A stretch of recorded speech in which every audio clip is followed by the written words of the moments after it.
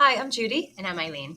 We're here from the Office of Professional Learning to bring you the Next Generation Learning Standards 2018. Our goal today is to walk you through the preface. We're going to try to pull out the salient points, make it nice and easy for you. Keep in mind, you should be reading this document on your own. It is really important.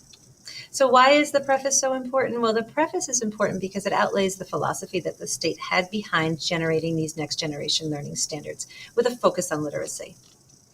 The goal when they wrote these standards was to prepare students to become lifelong learners and thinkers. I think this is a goal that we here have at Minnesink as well, so we're right on page with them. Absolutely.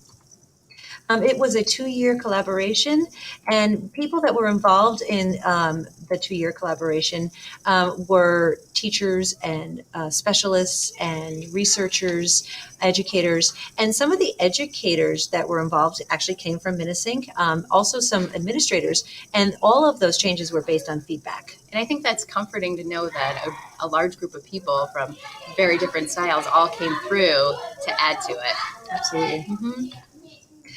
So standards are not curriculum. Curriculum is local. The standards are what the state puts out. So what that means is when we're going to take those standards and right here at Minnesink, we're going to develop our own curriculum that goes along with it. And the rollout should be completed by 2020. So the important changes coming our way in English language arts. One of the most important changes was a lifelong practices of readers and writers document that was added, and that will follow the students all the way from kindergarten all the way up through 12th grade. They balanced literature from fiction and nonfiction, so it's almost like a 50-50 split now. And there is a push for instructional play in kindergarten through 2nd grade. Yay. Text complexity per grade level was added, and you will see that when you get to the standards part, that section is a separate paragraph. They also admitted some standards in writing, and they clarified and streamlined them. They changed the anchor standards from 34 to 28. And something that we're going to hit on a little later is that there's a literacy component for social studies, science, and technical subjects. So we had important changes for ELA. We have them for math as well. One of the important changes is there is some shifts in grade level for specific standards. It looks to me like some of the 9th grade algebra standards may have been pushed down to the middle school into 8th grade. There are exploring topics now. What that means is they're going to actually indicate whether a student needs to achieve mastery or if it's just a foundation base. So you can just kind of touch upon it and they don't have to go to the top level of thinking with it. This is a big one in high school. There's a big clarification on the standards. So there was 18 shared standards between Algebra 1 and Algebra 2. For instance, factoring trinomials, now it's clarified. So now instead of just factoring all over the place in Algebra 1, it's going to say factor trinomials with a leading coefficient of 1. Very specific.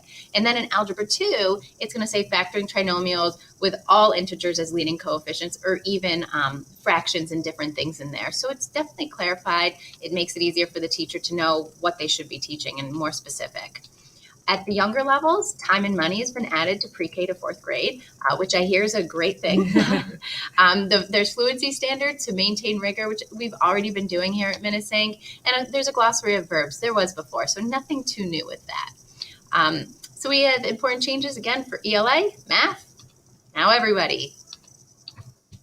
Okay, so one of the important things is that literacy standards are supposed to go cross-curricular. Everybody is supposed to be a literacy teacher, but there is a separate document for literacy standards in science, social studies, and the technical subjects for grades 6 through 12. So that is a separate document that you're going to have to look at.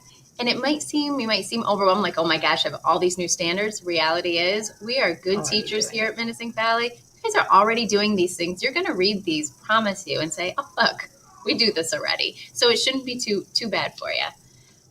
Some important considerations with our English language learners, our multi-language learners, and our students with disabilities. All of these students are expected to meet or exceed the next gen standard. Nothing new. We've expected that the whole time through, anytime we've taught here. They did include a document called the Universal Design for Learning, and that is actually to level the playing field and make it so that all students are incorporated in the standards, and they should all be able to meet them. IEPs have to be developed with state learning standards. We've been doing this, so special ed teachers, you've been on the ball. Just keep it up.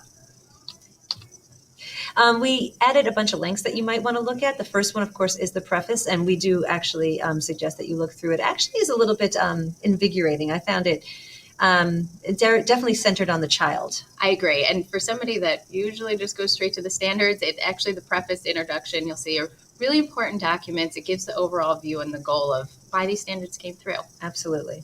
And if you wanted to go ahead and look at some of those other standards that we talked about, those other documents, the Universal Design for Learning, the bilingual glossary, it's all included right there. Well, we've enjoyed talking with you guys. Hope you have a great day. See ya.